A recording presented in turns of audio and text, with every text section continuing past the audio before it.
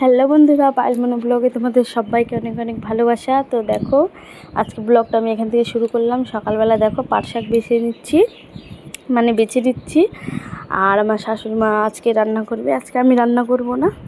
তো দেখো, এটা হলো বিকেলবেলা।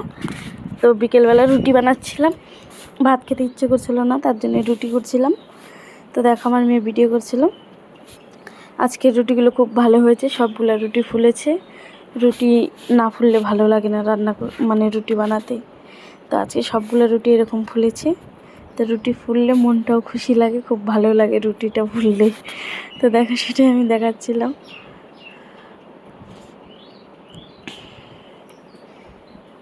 তো দেখো, আজকে বেশি ভিডিও করতে পারিনি, অল্প একটু ভিডিও বানিয়েছি আজকে।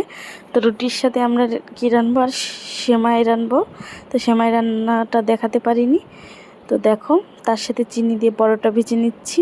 আমার মতো কে এরকম বানাও, কে বানাও। আমি তো রুটি বানানোর পরে এই 3-4টে এরকম বানাই, তারপর আমরা এগুলো খাই। ভাল লাগে খেতে। আগে কত খেতাম ছোটোবেলা, এখন অতটা খাওয়া হয় না, কিন্তু যেদিন যেদিন রুটি করি সেদিন খাই। তো দেখো, সন্ধ্যেবেলা তোমাদের দাদাভাই কাজে থেকে চলে আসছে। তো আজকে অনেক গরম দেখে দেখো, আগে এনে আমাকে টাকাটা দিল।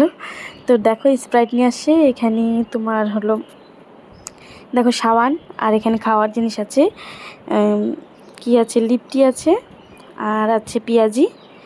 তো এগুলো আমরা সন্ধেবেলা খেলাম, আর রাত্রে তো রুটি আর সেমাই খেয়েছি। তো এগুলো দেখো, আমার শাশুড়ি মা, আমি, আমার বর, আমার মেয়ে টিউশনি গেছে।